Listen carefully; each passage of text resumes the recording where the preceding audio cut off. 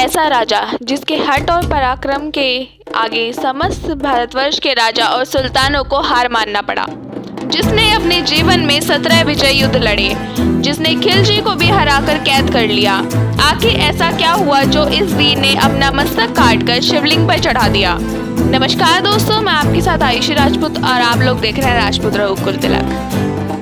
तो वीडियो को शुरू करने से पहले अगर आप हमारे चैनल पर नए हैं और आपने हमारे चैनल को सब्सक्राइब नहीं किया है तो अभी सब्सक्राइब कीजिए और बेल आइकन दबाना बिल्कुल ना भूलें। तो चलिए जानते हैं हामिरदेव चौहान के इतिहास को। हामिरदेव चौहान का जन्म 7 जुलाई 1272 को चौहान वंशी राजा जयद्रथ सिंह के तीसरे पुत्र के रूप में रणथंभौर दुर्ग में हुआ था। यह पृथ्वीराज चौहान के वंशज थे। बालक हामिरदेव चौहान इतना वीर था कि तलवार की एक वार से ही मदमस्तक हाथी का सिर काट देता था, जिसके मुक्के के प्रहार से बिलबिलाकर ऊंट धरती पर लेट जाता था। इस वीरता से प्रभावित होकर राजा जयद्रथ सिंह ने अपने जीवन काल में ही 16 दिसंबर 1282 को इनका राज्याभिषेक कर दिया। हामिरदेव चौहान ने गद्दी संभालते ही सबसे पहले भावरस के राजा अर्जुन को हराया और फिर दक्षिण के परमार शासक घोष को हराया। उनकी बढ़ती शक्ति को देखकर सभी भयभीत थे। हामिरदेव ने अपने राज्य की सीमाओं को मेवाड़ से बढ़ाकर दूर गुजरात और उत्तर की दिल्ली की सीमाओं तक फैला दिया था। उस वक्त दिल्ली की गद्दी पर अलाउद्दीन खिलजी बैठा था। खिलजी ने 1299 ईस्वी में गुजरात पर आक्रमण किया और वहां से विजयी होने के बाद वापस लौट रही सेना में शामिल मंगोल सैनिकों में विद्रोह हो गया।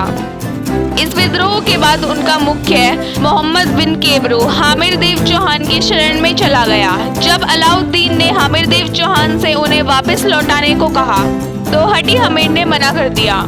इसके बाद खिलजी ने रणथंभौर पर आक्रमण करने का मन बना लिया।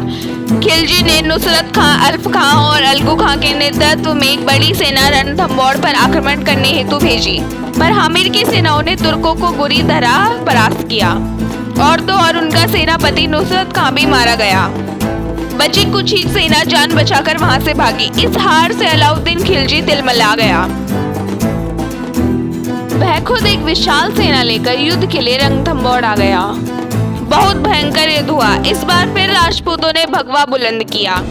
तुर्कों को बड़ी करारी हार झेलनी पड़ी और तो और अलाउद्दीन खिलजी को भी कैद कर लिया गया। उसे 3 माह तक कैद में रखा गया और एक बड़ा हर्जाना और कई राज्यों को वापस करने के बाद ही उसे छोड़ा गया। अब हामिरदेव चौहान का खौफ पूरे भारत में फैल चुका था, परंतु अलाउद्दीन खिलजी मानने वालों में से कहाँ था। उसने रणथंभौर के किले को 20 किलोमीटर की लंबी परिधि में घेर लिया।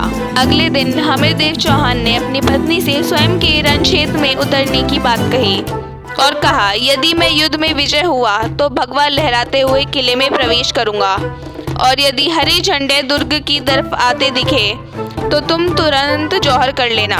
13 जुलाई सन 1301 रणथंभौर के मैदानों में भयंकर युद्ध हुआ।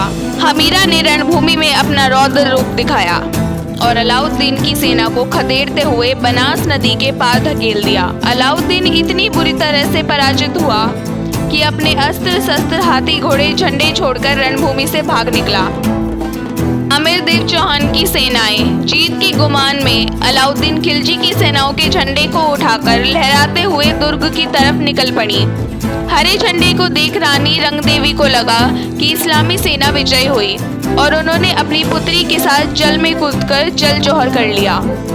जब युद्ध जीतने के बाद हामिरदेव चौहान किले में प्रवेश किए तब उन्हें अपनी गलती का एहसास हुआ।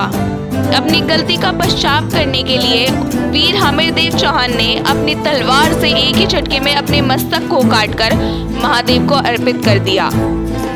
तो ये थी वीर हामिरदेव चौहान की शौर्य गाथा। I hope you guys enjoyed this video. अब मिलते हैं नेक्स्ट वीडियो में, तब तक के लिए thanks for watching and don't forget to subscribe.